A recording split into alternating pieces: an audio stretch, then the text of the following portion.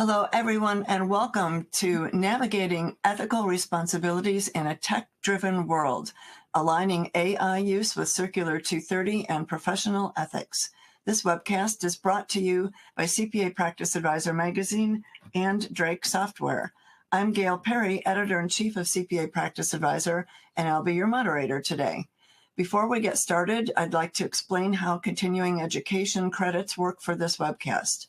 The webcast qualifies for 1 credit of continuing professional education, CPE, and also, if you need it, 1 IRS CE credit. If you plan to earn credit for attending this session, you must stay with us for at least 50 minutes. In addition, we will display 6 polling questions during the webcast. You need to record an answer for at least 3 of the questions, as this is our verification that you are still watching. Later today, you'll receive an email from CPA Practice Advisor that contains a link to your CPE certificate, assuming you met the requirements for CPE. If you are needing IRS CE credit, you should have entered your PTIN number when you registered. If you didn't, you can enter it in the Ask a Question box that appears on your screen, along with the exact name that you use for your IRS registration, and we'll record it there. Please note that we can give continuing education credit for multiple people watching on the same computer. So if there are others in your office who would like to attend this event at the same computer, please have them join you now. And at the end of the event, we'll provide an opportunity for you to send us their email addresses and, if necessary, PTIN numbers so that they too can receive credit. At any time, you can enter any questions you might have in that Ask a Question box provided on your screen. And our speakers will try to get to as many questions as possible during the presentation. Questions not answered during this live webinar will be addressed by the speakers afterwards via email. Slides are available for download by clicking the Event Resources option at the bottom left of your screen, and then clicking on the PDF file that's displayed. I recommend that you do download the slides for this event because there's a lot of useful information on these slides and you're not going to want to miss it. Also note that the archived version of this presentation will appear on the CPA Practice Advisor website after the event ends. CPE credit will not be available, though, for watching the archived version. One more thing I'd like to mention, that there will be an optional 15-minute demo presented after the end of this webinar. We hope you'll stay with us to watch the demo. Your attendance at the demo does not impact your ability to earn your continuing education credit for this event. Today, we are joined by John Sept, Brand Ambassador for Drake Software, and Ann Campbell, Senior Tax Software Trainer for Drake Software. And now we are ready to begin. Well, welcome, everyone. We are glad you're here. And I'm really glad to have Ann Campbell with me. Ann is actually out in California and is a CPA, has a practice that she does a lot of stuff on a practical level. So really happy to have her join as we think about some of the practical applications of technology in our tax practices. As Gail mentioned a minute ago, we are going to talk about aligning the use of AI with our professional ethic responsibilities, mainly geared around Circular 230 today. That is me. I've been in the tax business in one way, shape, or form since about 1986. And it has been an interesting journey, to say the least. I remember when I worked a little bit as an auditor with Deloitte, I became the national computer liaison for our office because I could start the golf game on the little compact computers that we lugged out to do the audit work. And I remember even then that people didn't trust computers, that a lot of the partners didn't want to use them. They didn't want to even see a printout. You still had to take what was on the computer and transcribe it to paper. A lot of us will remember the days when that was the case of tax returns. But our objectives today are not to avoid technology, but to find a way to use it and to do that within our current construct of ethical responsibilities. So today we're going to talk about what those ethical challenges are, especially as we adopt AI. And identify our potential applications. Circular 230, we're going to talk about 7216 a little bit. We're going to talk about different AI tools, and then some of our policy considerations. One of the big things that each of our firms should be doing today, especially if you have staff that work for you. And I think is developing that internal use policy for the new technology of AI. But before we get started, I think I'd like to go ahead and do our first poll. And if that's okay, Gail, if we could go ahead and throw that up there. So just to kind of get an idea of where everyone is today in their use of AI, whether you're, hopefully we could share those results with everyone, and we'll just give it a second as we talk through this. But we're going to talk about some of the AI basics. We're going to try to answer what has become the unanswerable question, which is, what is AI anyway? We're going to talk about how the way it's being used today by different firms in tax and accounting. And then, of course, we're going to talk about some best practices there. So hopefully we will see some results come in for that poll, and then we'll share them with the audience. I see we have quite a few folks that are taking it now. So we'll go ahead and keep talking while we leave that poll open. Okay, let me hop in here real quick, John, before we go on. If at any time you have any trouble answering the polling questions, you can always post your answer in that Ask a Question box, and we'll record it there. Sometimes, depending on the device you're using, the poll doesn't pop up. But for those of you who might not be able to see it, the question is, which of the following best describes your firm's use of AI? And the options are, we're not currently using AI in our practice. Limited use, we're experimenting with AI for research or drafting. Moderate use, we use AI tools for document review, prep checklists, or communications. Extensive use, we're integrating AI into workflows for tax prep, planning, or client management. Or I'm unsure or not applicable. So pick the answer that's closest to the situation in your office and then click submit. Thanks, Gail. So here's the big question. What is AI anyway? I remember 4 years ago, I was at the AI CPA headquarters in New York. What's that? John, can I ask, are you on the slides? Am I not seeing the slides? I am back on the slides. Okay. Are you not seeing the slides? I'm not, but it just might be me. Now you're back, and if any of you have answered your question and aren't seeing the slides yet, you're seeing the poll results, and you can click the little blue X in that box, and that'll remove the poll results from your screen. Okay, got it. I'm good, John. I'm good. Sorry to interrupt. Gail is a great example of human intelligence, which I don't have much of on the technology side. But today, artificial intelligence. So what is it? It is a basic sense. And I'll just disclose here, a lot of these answers, I didn't necessarily copy and paste, but I did use AI to help answer questions about AI. So what is artificial intelligence? So it is really anything that is going to think and learn like a human. Just like humans are good and bad, AI can. This is what I have found to be my own personal misconception about AI as I use it. And I use several different types of AI. We'll talk about some of those in a minute. But I have always assumed, as I ask AI a question, that it is trying to give me a correct answer, that is its prime objective, that its goal, it is innately good. Its ethical values are the same as mine, where it wants to provide the most accurate answer as possible. I have talked to enough people and have used AI enough now to know that is not the case. AI is agnostic when it comes to ethics. It is agnostic when it comes to a drive for truth. It is agnostic when it comes to conservative principles, trying to give you the most conservative answer. I was speaking with one of our developers the other day, and it asked AI a question, does this exist in this group of code that I've given you? And it said, yes, for sure, this statement is in this group of code. Just to verify, good practice, he was a human verification. He went back and looked, and it did not exist. And he went back and challenged the AI model he was using and said, I don't think this exists. And it said, sorry, I thought you really wanted it to exist, so I told you it did. Now, that is not some offshoot, renegade, rogue AI model. That's just an example of some of the things we have to be careful of, assuming that the AI either knows more than we do, or that it has the same founding principles of seeking truth that we would have.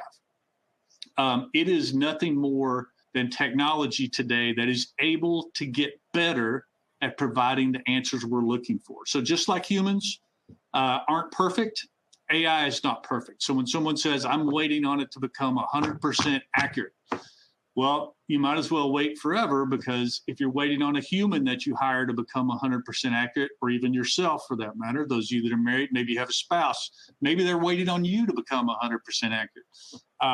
It is not going to happen. So we think that it never deliberately gives us a wrong answer, not necessarily the case. So my message here with artificial intelligence, it's trying to mimic human thinking and learning. It's trying to provide answers, but it is in a support position. It is not replacing, it is supporting human expertise. And then, like, what is machine learning? It's basically a subset of that artificial intelligence. Artificial intelligence is the big umbrella, whereas machine learning is inside of that, where as a machine, it is trying to get better at doing what it's doing. When we think of Excel, it's easy to lean on Excel and say, this line of numbers adds up. I don't have to go back and use my 10 key, which I'm pretty good with still. I had to use it the other day to add up these numbers. I trust Excel to give me the right numbers. Machine learning is not that way. We need to always verify what it is, but it does get better eventually at being able to do those types of things. And then the last, of course, is the deep learning cycle, which those of you that have used Google recently, you see it puts AI first and forefront in your search, and then you can click do a deeper dive with AI. And sometimes it gives you great answers, and sometimes it becomes irrelevant very quickly. But so AI is just within that, we have to think about what is a data set. And it's just a big collection of information that AI can learn from. And that can be the entire internet, which if you use the free version of ChatGPT or Google type things, or it's going to be everything it can find that it thinks is relevant. And that would be its data set. Think of it like this. If you wanted to teach someone to recognize dogs, so I wanted to teach a child what a dog was, I might show them lots of pictures of dogs and tell them, this is a dog, this is a dog, this is a dog.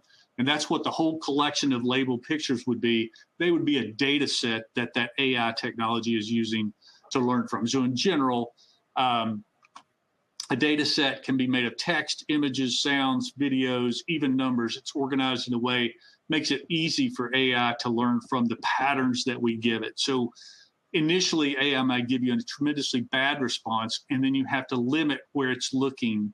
And always, we'll talk about the best practices here in a minute, but looking at the resources that it's looking at is always an option with AI. The bigger question is, and one thing we really need to consider when we think about data sets, is what happens to the data that we put into AI. And with that in mind, I think we'll go ahead and jump to poll question number 2, which okay. Sorry, go ahead, Gail. Polling question number 2 is, what is your biggest concern about using AI in your practice? And the possible answers are accuracy and reliability of AI-generated content, client confidentiality and data security, Circular 230 and professional responsibility risks, lack of understanding or training, or I'm not concerned. So go ahead and pick the answer that most closely aligns with your feelings about what's happening in your practice. And I don't think we're going to, the only reason not to be concerned is if you're not using AI at all. So I would assume that we'll get some of those as we go along, but really I'll send these results as soon as the responses kind of slow down here in just a second, but let's go ahead and share those. Mm-hmm. And remember, there's, I think Gail mentioned there's a blue box up there you can close to remove the results once you've looked at them. Mm-hmm. But really, we see that accuracy and client confidentiality lead the way. And we also see, I think it's really smart that you're concerned about lack of understanding or training with that. And then, you may change your mind on the Circular 230 once we go through what some of the proposed changes are to Circular 230 and how it relates to AI here a little bit later in our presentation. So what is a use case? You'll hear that a lot when people talk about use cases in context. So, the use case is really just, what am I going to use it for? So a data set is the big collection of information. A use case is a real world problem I'm trying to solve. I need to write this email to my client telling them to pay their bill. They're 6 months past due, and I'm going to kick them out the door if they don't pay me tomorrow. Well, AI can help you write that email in a matter of seconds and hopefully do it in a way that doesn't make everyone angrier than they should be and give you a customer service issue. That would be a use case. I'm going to use case to do my communications for me. And then context, this can include a lot of things. Context is a very broad term.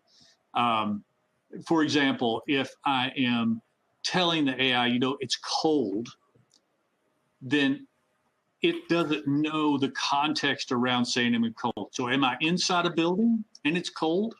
Or am I outside of the building and it's cold, which would presume it's because of weather, or is it because of the HVAC system not working? Or is it cold because I'm cold-natured? All of those types of things are context.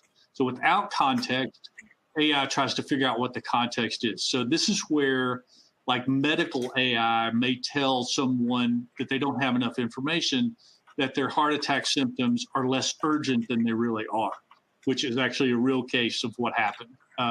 Or in a chat pot, context could be your previous message. I want to talk about my flight. And then you ask them, what time does it leave? And it doesn't know what you're talking about unless it had the ability to gather context. So it can also, here with context is where we probably should talk about, and I know Ann and I were discussing this earlier, is when context shifts. And that's where a lot of times we'll see something called an hallucination. And that's where AI will actually make something up. And I hear you laughing. What would you like to tell us about that? Yeah, because, like we were saying, I think there was an example in even the federal government where they, produced something and the citations were just gobbledygook. I mean, and obviously no human actually verified the AI output. There's also cases, where court cases where lawyers, put in a brief and the cases that they cite don't even exist. So it's interesting how AI can just make up something. And it's a scary thing when you think about people who just think it's right and go on. I think that was one of the things in the poll that we just did. The people who aren't concerned about AI, I'm actually wondering, why aren't they concerned? Because if they're either not using it, but that means they might fall behind, or if they're using AI and they're not concerned about it, they might want to rethink that strategy. And the thing about AI is because it is able to discuss things with you like a human would, right? It's very verbal in its approach. A lot of times its confidence level seems really high. When it tells you something, I am sure this is the answer to this question. It doesn't caveat it. It doesn't, like, I use it a lot in my college classes that I'll teach. I'll have it do a course calendar for me. It'll go out and automatically look at a website, grab the course calendar for the university, overlay that with my own travel calendar, and do a course schedule of how we can cover all our objectives for the course throughout the semester. It's a great tool.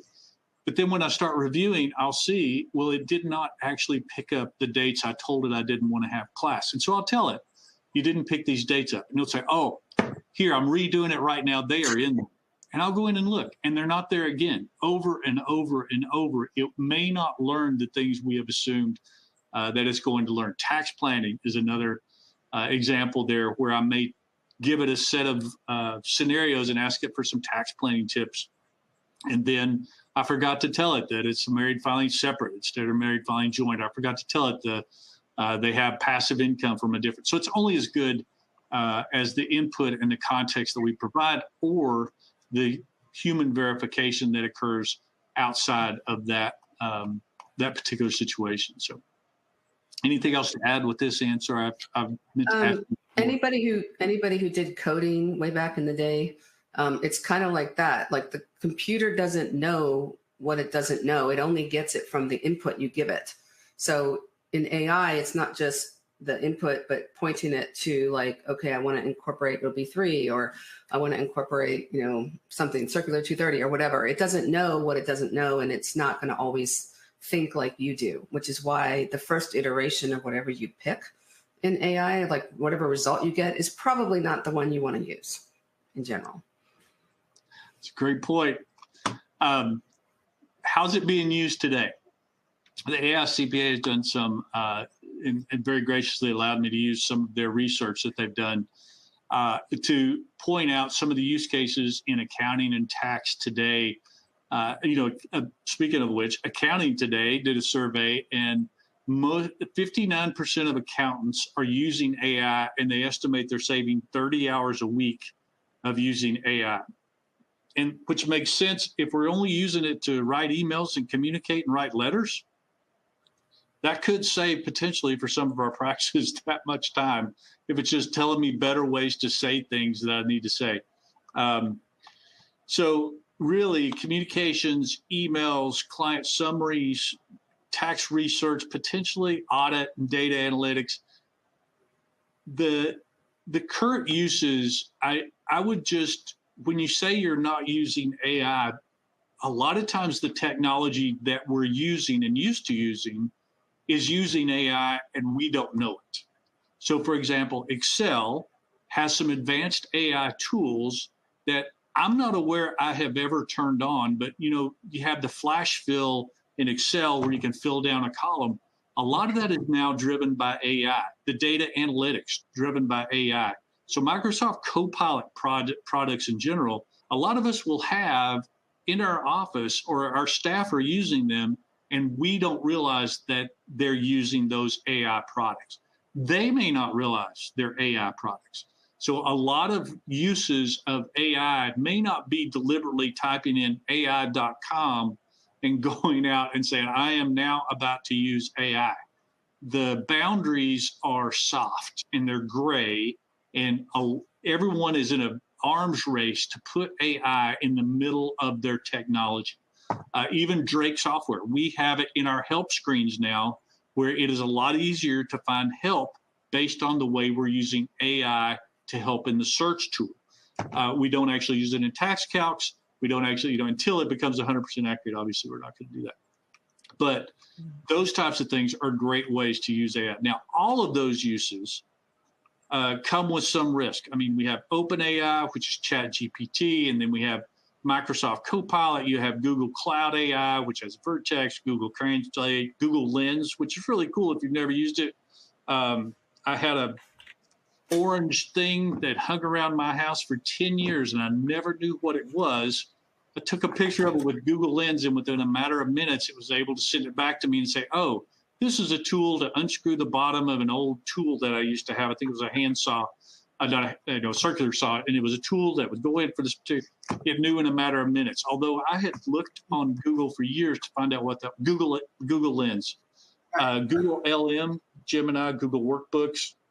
First thing I did when the OBBB came out was uploaded that to Google LM, and it gave me a summary within a matter of minutes. It's a great little tool to use. Don't rely on it 100%. Of course, we don't rely on everything 100%. And what were you going to say? No, we're not recommending any particular AI. I mean, it's just here to stay. And I'm looking at some of the questions that are coming in, John. And one of them was, why are we emphasizing the use of AI if it is so inaccurate? Well, it's here.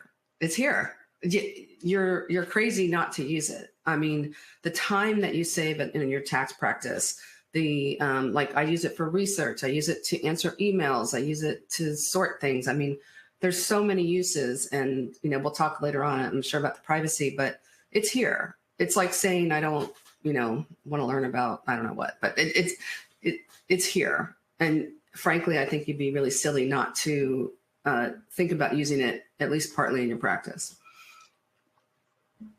To a large degree, AI, the horses are out of the barn, and they are running wild. And we are going to use this technology. And our goal is not to scare you into not using the technology. Our goal is to help you use it wisely.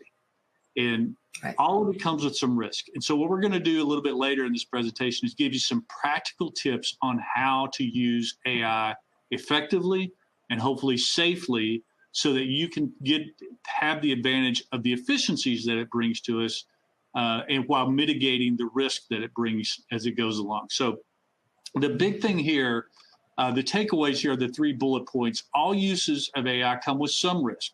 That all uses of any technology come with risk. Getting in our car and driving to work come with risk. So how do we mitigate those risks? Human verification points.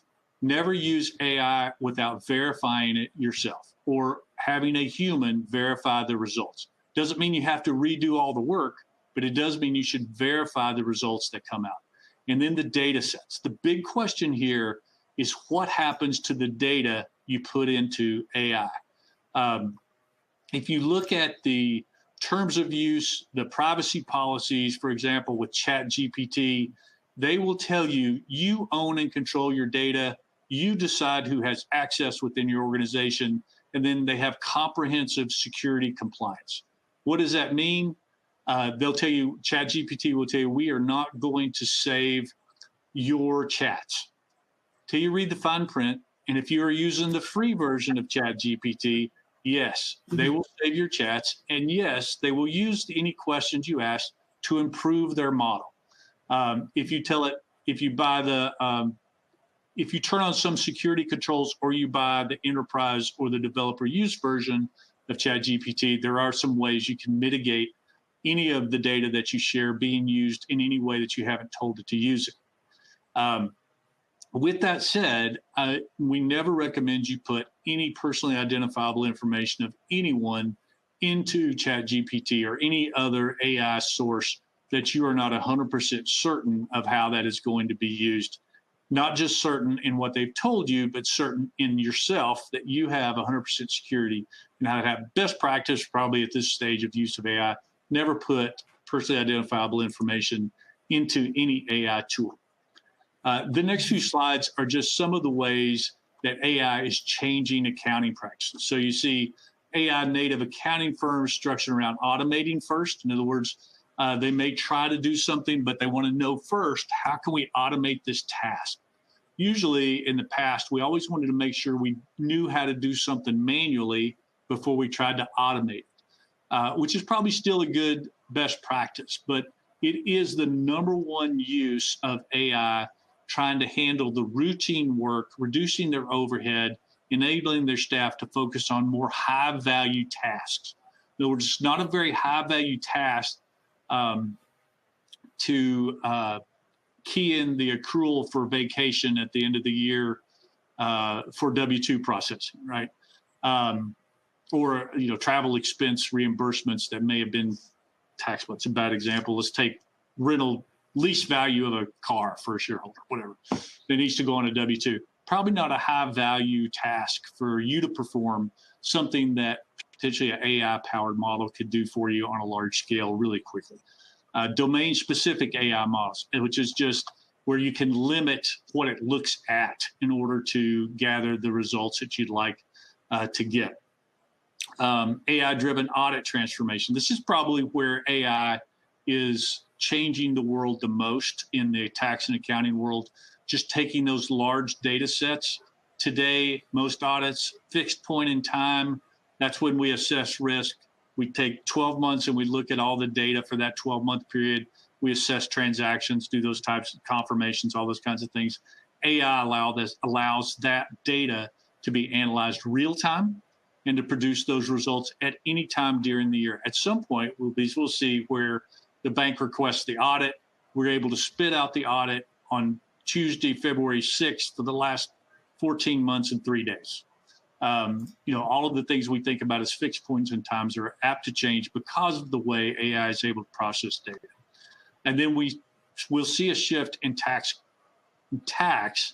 from tax compliance, which is preparing the tax returns, to helping people get the most accurate result for their life. As you're using financial retirement? Are you looking for ways to shift income around? All those types of things. AI can help us consider those types of things. And then I put this slide in here just maybe for you to review on your own. The one thing I just want to point out here, anytime you think about the strategic theme of AI, the human in the loop is the key. There should always be a human involved in by the time the AI produces the result, and that result is actionable, whether it's given to a client, whether it's used in tax planning, whether it's used in the audit world. There should always be a human verification process for every result. And that's how we can ensure, or at least mitigate the risk around inaccurate answers. The only other thing I'll point out here is data privacy, which we're about to talk a lot about. You will see a lot of articles about some of the security risks around AI, where potentially, there have been scenarios where results have been skewed toward having people do things to compromise their systems. Well, Bill, I know you'd like me to assess the vulnerability risks around your firewall. Why don't you give me your username and password, and I'll see if I can help you do that. And because if we don't have that skepticism at the beginning with AI, potentially people fall for that. And there's been code injection into AI models that have produced security risks as we go along with that. So finally, 5 developments where the ground is shifting fast. Again, this is from the AI CPA. You see the bookkeeping automation, automating menial tasks, tax preparation and compliance, audit and risk, advisory services, and then workflow efficiencies. You will see the ground shift quickly over the next 2 to 3 years in these areas. Some of you are saying, oh my God, and some of you are saying, this will be awesome. It all depends on the context. So you could be saying, OMG, that's awesome, or OMG, what the heck is happening? And that'll take us to some of our key risks that we should always be considering. As we've already mentioned, accuracy and reliability, copyright and trademark and intellectual property. Again, AI could be, we see a lot of lawsuits right now about content and what information AI is looking at and producing as its own. So it's plagiarizing, for example, New York Times articles, it's plagiarizing trademarked and intellectual property, pulling those back in as if it was the one that produced those results. Sometimes the user does not check the actual context or check the actual sources of the information it's getting. And that becomes a situation where they could have a legal problem for copyright infringement. And we've already mentioned the privacy and confidentiality issues that we may have. Which takes us to our next survey question, which will be survey number 3. Gail, I'll let you do that. Okay. This is our 3rd question. Remember, you need to answer at least 3 questions in order to qualify for credit for this session. The question is, which of the following regulatory guidelines would not impact the use of AI in a tax practice? And the options are Circular 230, IRC 72, Section 7216, which is disclosure and use of taxpayer information, IRS Publication 4557 on safeguarding taxpayer data, or all of the above impact AI use. So pick the answer that you think is most appropriate and go ahead and click submit. It looks like a lot of the people got the answer correct, John. They're getting the point, John. Kind of a slam dunk. So we do have, if you're done looking at survey results, I'm back on the slide now. So we're going to talk real quickly about Circular 230, and then we'll talk about Code 7216, which we're all familiar with, and then our FTC safeguards rules, and you'll ask me why the heck that even matters, and I'll tell you that in just a second, and then the IRS publications that we should always put and draw the lines into the way we use technology in general. So let's look at Circular 230 first, and Ann and I actually did a class earlier this year for the AFTP, is that still the thing? And I forget, whatever the course is for the IRS. AFSP. Yeah, sorry. We went The through annual filing season program. Yes. talked about the ethical considerations just in Circular 230 in general. This time we're actually overlaying the use of AI. And so we've identified some things here. 10.22, which is where the correctness of any oral or written representation made by the practitioner to the IRS. And I'm not going to go into what is representation and whether preparing a tax return is representation. The courts have said no, it's not, but we all know that the IRS has proposed some changes to Circular 230 to kind of make that disreputable conduct. So as a best practice, does it make good sense to try to do accurate tax returns? Of course it does. No one's ever going to think it doesn't.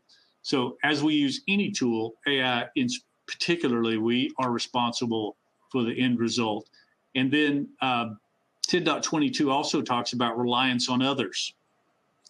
And, a practitioner can have exercised due diligence if they rely on the work product of another person and they use reasonable care in engaging, supervising, training, and evaluating the person. AI is, if nothing, an artificial person trying to give you an answer. I didn't say trying to give you a right answer. I just said trying to give you an answer. So anytime we use AI, even if it's within the context of another vendor we're using, our tax research engine touting it's using AI, we're still responsible for the answer. And if we're going to utilize what it tells us, then we have to ensure that we have to exercise reasonable care as we do that. 1033 is ethical standards. And this is talking about our firm procedures. So we're going to give you some very practical tips on how to develop those procedures, but it is required under Circular 230 to have reasonable procedures in place for the entire firm, for all members, associates, and employees. They're consistent with the best practices of establishing facts, communicating clearly with the client, advising the client, acting fairly with integrity, all those types of things. We are responsible for everyone in our firm to do that. And then finally, on this particular piece, competence, which is possessing the necessary competence, such as consulting with experts in the relevant area. We could actually consider AI an expert, but we would have had to gain a level of confidence in order to do that. Ann, you have any thoughts on this? Well, yeah, we hope we're all competent. That's why we take continuing education, right? I mean, we have to keep learning. You can't ever stop learning, but it's from the context of AI is competent to a point, but we still have to check it. We still have to verify it. It's still our product. We need to be competent. And AI is really, to me, is most useful when I give it the answer and it helps me frame it, organize it, and present it in a way that it saves a tremendous amount of time doing that piece. I like to tell the story. One of the boards that I serve on of a nonprofit, I needed to write a fundraising letter, which I am terrible at asking people for money, even if the cause is the most worthy cause known to mankind. And I struggled with it for a week until I finally went out to ChatGPT, gave it the website of the nonprofit, and I said, write a fundraising letter. And it came back with a 3-page amazing fundraising letter based on the information in the website. And I was able to say, cut it down to 1 page. And it cut it down to 1 page. And I was able to say, let's just do 3 paragraphs. And it did 3 paragraphs. I could say, make it a little less whiny. And it would try to make it a little more professional. So, that saved me 2 weeks worth, and I sent it on to our board. Then I had another ethical question. Did I just plagiarize ChatGPT? Like, could I even put my name on that? So I had to change it enough to do that. Well, you do see on a lot of websites now, it says generated by AI. When you look at like a lot of news sites, they have a summary and then you can click on the actual article, but they want the clicks from you. So they'll give you a quick summary and it'll say summarized by AI, and whether you need to go back in further. But so I do see the question about non-CPAs being required to follow Circular 230. No is the short answer. EAs are, I'm sorry, non-CPAs, but I would assume enrolled agents, CPAs, enrolled actuaries, attorneys are all required to follow Circular 230. We'll talk a little bit in a broader sense about other regulations that do apply to all tax return preparers. in just a minute.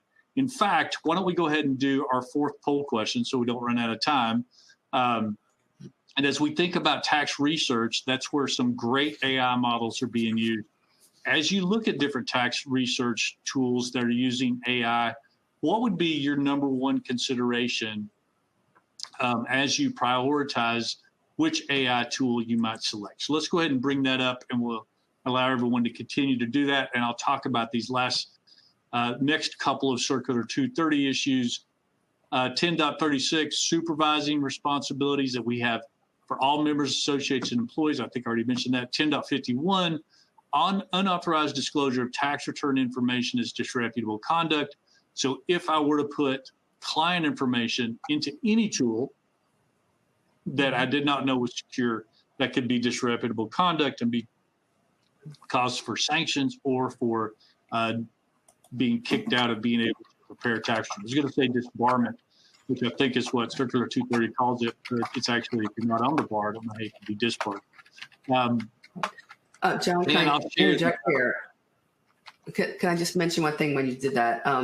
The unauthorized disclosure of tax returns. So like PII, like somebody's social, you would never want to put that in, even on a regular program. I mean, a regular tax program that's closed and that you purchase, right? I mean, that's just standard practice. But you could put in the client situation, right? Yeah. Sure. As long as it's not identifiable to the client, I think you're fine. I get a little antsy doing that. For example, I wanted to evaluate some sets of data, and I actually changed all the numbers first, because it's one thing that ChatGPT does very well is if you ever get stuck on an Excel formula, it can really quickly help you solve that issue. It is really good at writing very complex Excel formulas very quickly, instead of going out and trying to find help and Googling and doing all that kind of stuff. ChatGPT is really good. And the good thing is you can immediately verify whether it's a good formula or not. Did that work? Did it not work? And it is a great tool for doing that. But I don't even like putting anonymized real numbers in. I'm a little bit paranoid about that.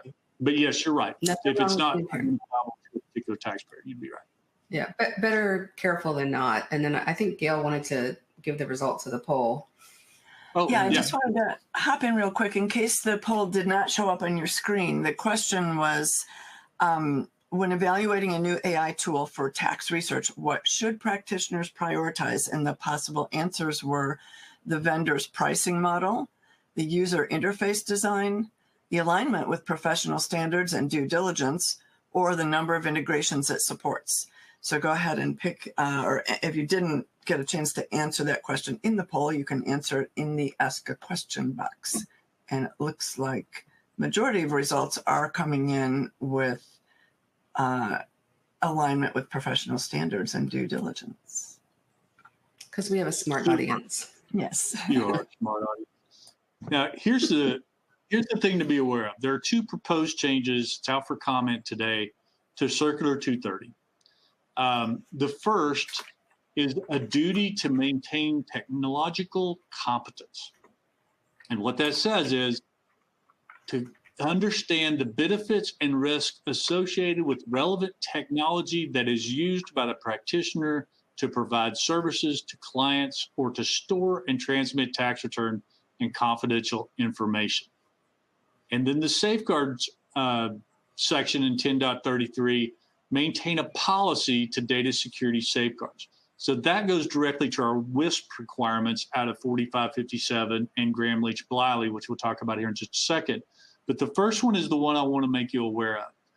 You have a responsibility under Circular 230 if this passes. Now, it may not pass, but if it becomes part of Circular 230, all practitioners will have a responsibility to have at least an understanding of the technology they're using and how the data they're putting into that technology is being shared with others. So it's good to have a high-level understanding of AI if your practice is going to use it, or if any vendors you have are using AI. So 7216, to the question a minute ago about Circular 230, 7216 applies to anyone that is preparing tax returns. and it carries both civil and criminal penalties. So any tax return preparer who discloses tax return data in a careless or reckless manner can have tremendous fines and penalties associated with it without taxpayer consent anyway, so the taxpayer could consent to it. That would be like if you are sharing information with a bank to provide mortgage, you would get a 7216 consent in order to send tax return information to the bank. If a tax professional, anyone, doesn't have to be a CPA, doesn't have to be an attorney, anyone discloses taxpayer information in a reckless manner, they have substantial penalties that will apply to them. Without the consent, and we give you the basics of the consent, but the penalties are $250 per unauthorized disclosure, maximum of $10,000 a year, unless there's ID theft involved, which is exactly what we're talking about, and that could be up to $50,000 a year. If it is done with reckless disclosure, knowing or reckless disclosure, in other words, I know I shouldn't put this into this particular technology, but I'm going to anyway, or I'd like to tell somebody on Facebook what a particular client's tax situation is, then those fines go up to $100,000 and 1 year in prison for each disclosure. So that's why we all pay particular attention to 7216, because when there was a recent case where a very well-known TV personality that was just pardoned by Trump, their tax preparer went to jail. They went to jail for a while, but then they were pardoned because the president knew who they were, and they got let out of jail. But their tax practitioner served their sentence, and he didn't make nearly the money that the other guy did. So tax practitioners, by and large, are the ones that try to do the right thing, but then when we make a mistake, there are stiff penalties for doing that. And then, of course, the FTC safeguards rule comes into play for all tax practitioners, anybody who handles tax data. The thing I want to point out here is a lot of times people will try to segment out the data. Well, maybe I can use the addresses and the zip codes, and I can, just use the phone numbers, those types of things. If you receive the data as a result of doing their tax return, it is all tax return data. So we can't just say, I'm going to take all the zip codes and put them over here. Now, we can run statistical compilations. That's one of the exceptions to consent with 7216. But as far as sharing the data, even if it is anonymized, it becomes precarious sharing that information outside your firm. I'm telling you about these guidelines just to put it in the context of don't put PII into AI, and here's why. And the other piece of this is our safeguards rule, which requires us to have policies and procedures and a written information security plan. Part of that written information security plan, it should be, if we look at publication 4557, it should be to select service providers that are required to maintain the safeguards that we've put in place. So anytime we use AI, if we're going to put tax information into it, we should always include a review of their privacy policies and an assessment of whether we can rely on them. So a lot of framework there from IRS publications, FTC safeguard rules, Circular 230, 7216, not to mention some of if you are electronically filing tax returns and you have an EFIN, you have Pub 1345, and you have other 3112 that will also come into play for the rules you have to have. Okay.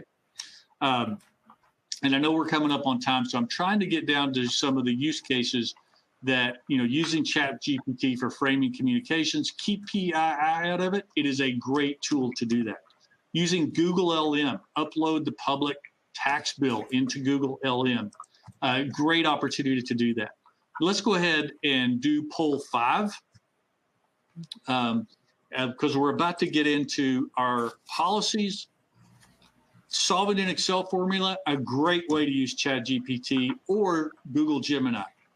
Using that deeper dive in AI, it's a great way to do that. I'll tell you something else it's really good for. If you have something on your car you need to fix, it will give you great directions on how to do that. Sometimes they're actually correct. And then just creating content using ChatGPT, going out and saying, help me write my daughter a note that says, I shouldn't use that term. I shouldn't use that example. Sorry. It's too personal. I was going to say, help me tell her happy birthday, but she'd get really mad if I were to use AI to do it. So I would never do it. Use something else. Help me tell this client they owe the IRS $100,000. Okay, this is sorry, go ahead. This is our fifth polling question. Which is a recommended organizational policy consideration when implementing AI in practice? And the options are encourage trial and error use of AI, allow unrestricted employee use of AI tools, develop internal guidelines for AI use aligned with ethical responsibilities, or use only open source AI to reduce cost. And I think our audience got it. So let's talk about, I'm going to skip through a lot of these use cases. You can work through those yourself. And I'm going to go down to just some best practices. So Circular 230 does mention in 10.37 the best practices for written advice and some of the best practices for competence. What I would like to do is just give you a few considerations as you develop a policy. And I believe in your written information security plan, if you are going to utilize AI in any way in your firm, you should have a policy about AI usage. And your employees, you're responsible to have them know that you have that policy and have them trained on how to comply with that policy. Remember, AI is a tool, not a person. Never enter PI. You're probably getting tired of hearing that.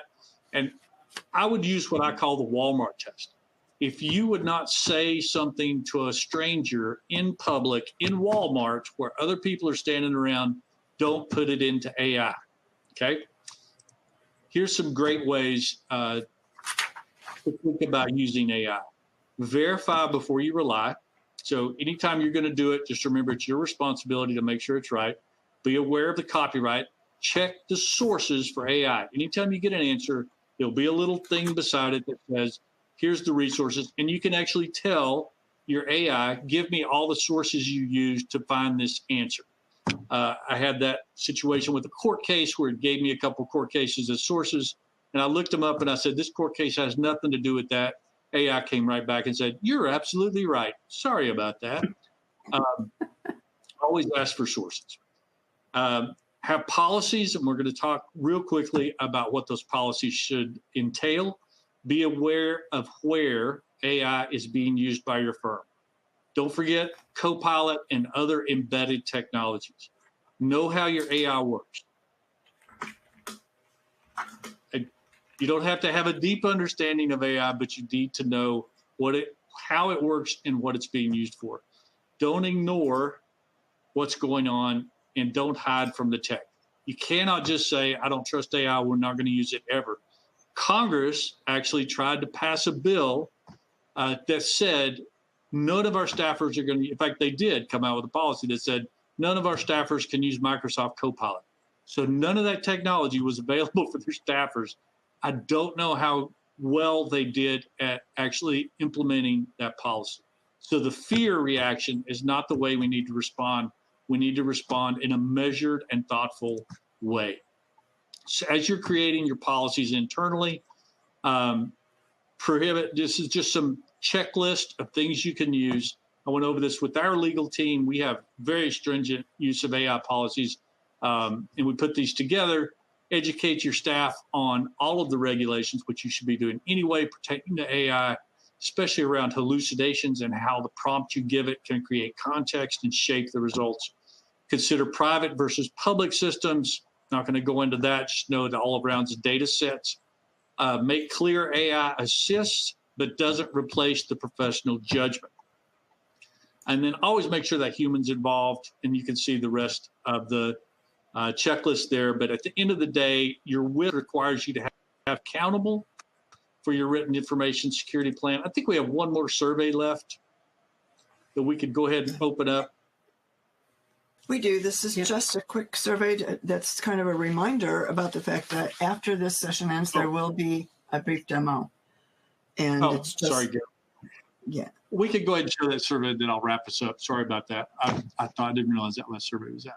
Yeah. We'd love to have you say after we're done here, as I wrap this up real quickly, to watch a real quick demo on Drake software. The checklist I'm giving you here is a great framework to develop your internal AI use policy. Here are some additional resources as part of AICPA allowing me to utilize their research and their technology. They also want everyone to know that they have other toolkits available as you do that. And then, of course, here are the publications and the things that we have utilized in order to prepare this webinar. But I know I skipped over this policy creation basics pretty quickly. And I'll ask you, does anything on this list jump out at you as particularly something that every CPA or every accounting tax firm would want to ensure that they, if you do nothing else, do this? And you're looking at the policy creation basics slide? Is that, because I can't see it. I can't, you are, okay. So. I'm sorry, unfair question if you can't see it. Yeah, I can't see it, unfortunately. Well, then I'm going to answer the question. You go ahead. I see it. The policy creation basics, is that the slide you're on? Yep. Because I can see that slide. Okay. So I'd say number 3 because, well, number 4, I guess. Make it clear. You have to understand AI is assisting you. It doesn't replace you. And if I can say nothing else about AI in general, it's a tool that helps you. It's just like when you talked about earlier, when computers first came out, nobody wanted to, trust them. I mean, I remember adding up computer printouts, with my 10 key to make sure the total was right. So it's just a tool, but it's a tool that's here to stay. And it's a useful tool if you use it properly. And for me, the one that stands out to me is that exact line, except as Mary points out, there is no E in judgment. And that is totally on me, not AI, in generating that particular mistake. But thank you for pointing that out. I can't believe that's the only one I had in the PowerPoint. Although I will say this, I spell check that with PowerPoint. I always do. So anyway, with that in mind, thank you everyone for coming today. We will try to work our way through all of the questions that we had. And Ann, do you have any closing thoughts? Or was that your closing thought? That really was my closing thought. Don't be afraid of AI. It's and if you use Excel, if you use Microsoft Office, which I think most of us do, there's some great assistance time-saving tools in that. And then we're not recommending any specific program per se, but there are some tax-specific AI programs. They charge you, of course, but a lot of people find them very useful for research and maybe summarizing things like in a thing to a client or a response to a client. Okay.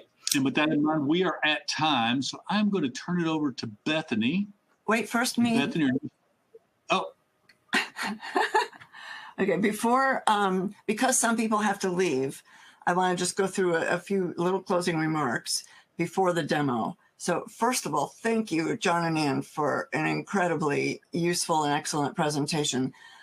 We hope all of you enjoyed this webinar. If you were here with us, then you know how much information is on these slides, so don't forget to download them. You can click the Event Resources option on your screen, and you can download the PDF of the slides for this presentation.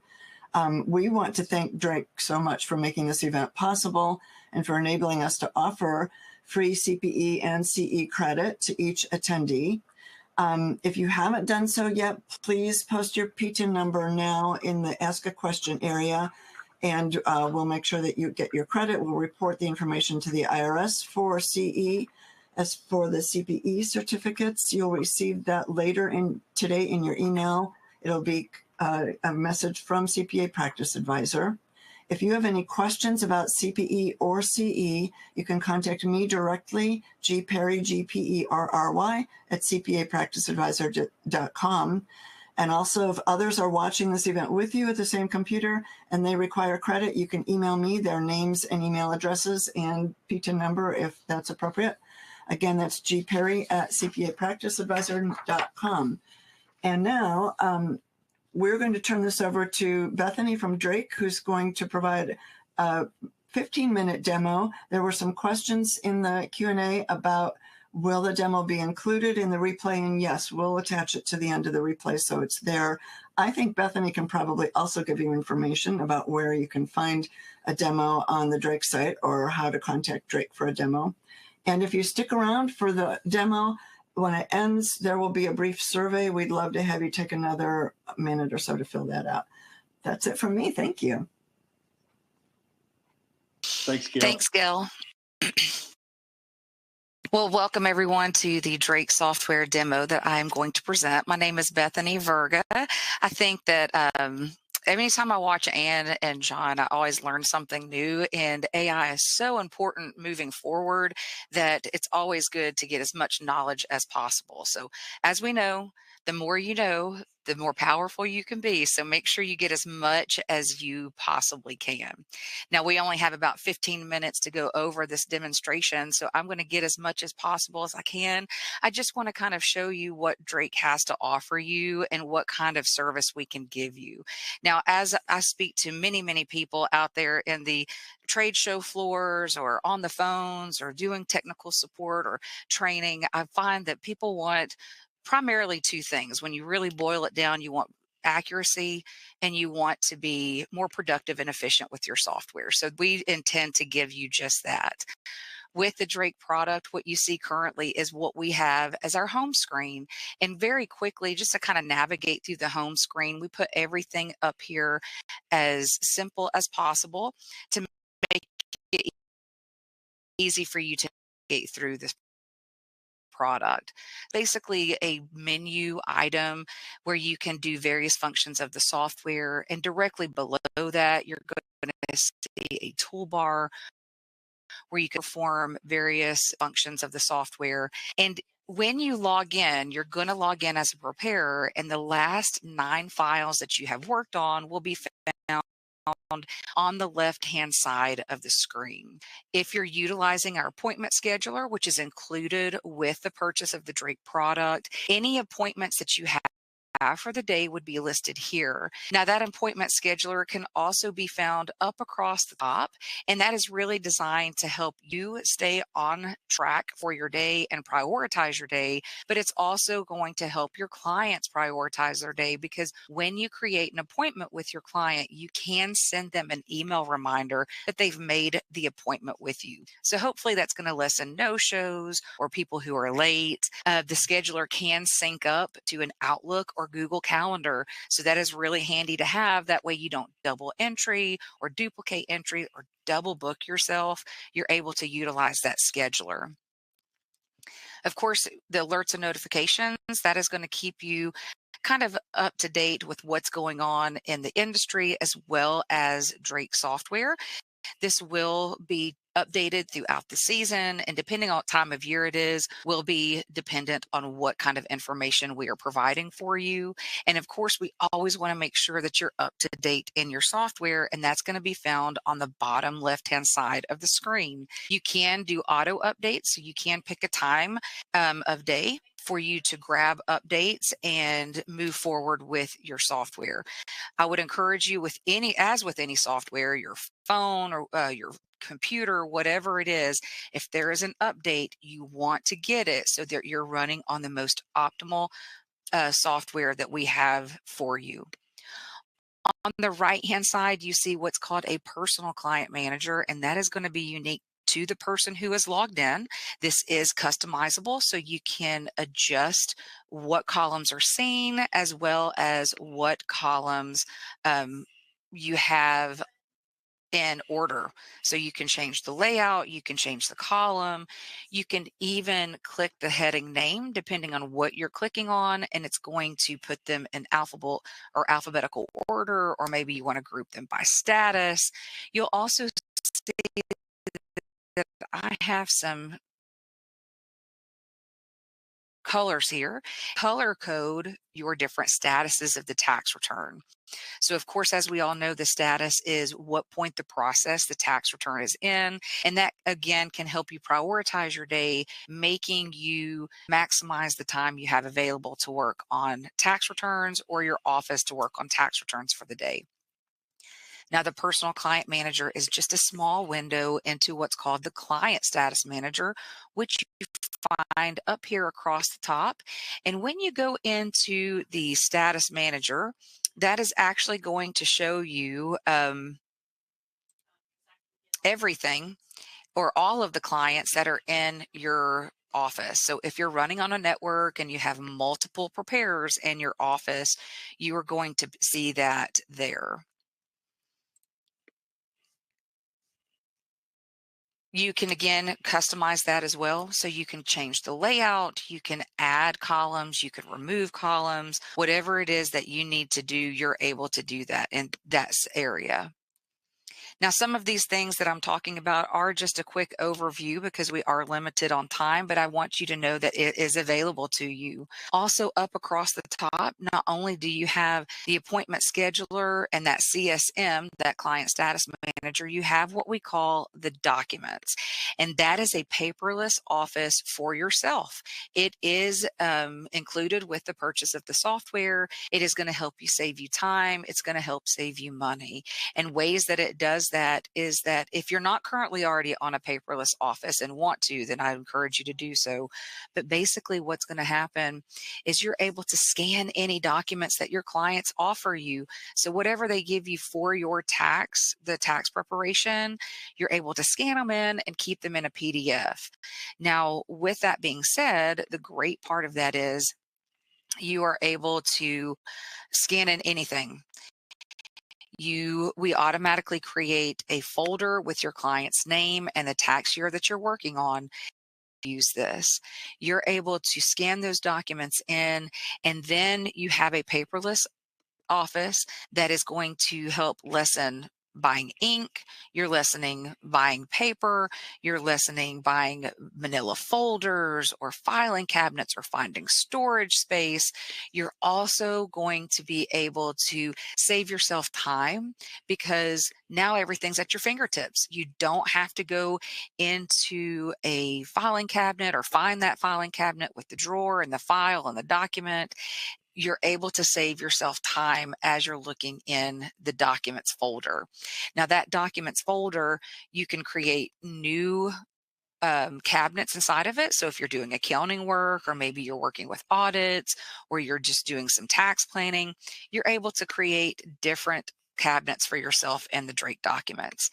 It is going to be synced up with our Drake portals. The Drake portals would be additional outside of the purchase of the software, but it is very easy to get in contact with. It's a wonderful tool. If you're not using a portal, I highly recommend you to do that because it's very reasonable in cost and it's very easy to use. Basically, it is mobile friendly. You are able to download it, or your clients are able to download a app on their phone, and then they're able to upload any documents to you, whether that is taking a picture of it or if they have access to it as a PDF or something like that. And let's be honest, most people these days are getting tax documents virtually anyway, so they are able just to upload it to that portal and send it over to you, and then you can drop it right into that document section. Now, when you do that, the great thing about that is that you are again saving time because you're not having to or coming in into the office, or maybe they came in and they have seen they have given you documents, and then a couple of days later they call you and say, oh, guess what, I've just got another 1099 in the mail, or whatever it was. Instead of them having to carve out time out of their busy schedule to get it to you, they can just upload it to the document, and you can immediately continue working on that tax return without having to wait for them to come into your office. So it's a really helpful tool to use for that portals. Now, obviously, your clients sometimes want to email you, and that's a big no-no, as we already know. So make sure you encourage them to use the portal. It is very easy to use, and we actually have some training on that portal so that you can kind of see how your clients would see it, like a view of that client versus a view of how you, the actual preparer, would see it. So it's a great tool to use. We also use Gruntworks. That is a scan and fill technology. They are here in North Carolina, which is where we are headquartered at, and you can scan documents into them. They can put it into that paperless office, and they can also populate it into the tax return for you if you're interested in something like that. And as well as we have a working relationship with the tax library, which is for tax research. So if you already have a subscription to the tax library, you can connect it to the Drake product so you can access it directly within a tax return. So if you're inside of a tax return, and I'm hoping that you're able to see the screen that I'm on right now. I'm not really sure if you are able to see that. In fact, I'm just going to reshare my screen so you can. If you are able to be in a tax return, you'll have direct ask or link to that tax research. We have other things that are going to make it very easy to navigate through the tax return with. You're able to do what's called a link back. The link back is linking you back to data entry screens. Let's say you're looking at a form, you're not sure where a number is coming from or how to get a number on a line item of the form. You can hit link back, and then you'll be able to select the screen you need to fill out. Also with that, we have what's called a double check, so that if you have various eyes in your office looking at a tax return, you're able to go through and double check that information. Or maybe you like to double check your information, even as they said, when you're using AI or when you do a tax return, you don't solely rely on that product. The tax law, if it's coming out correctly. AI is the same way. So always double check your work, even with that double check feature.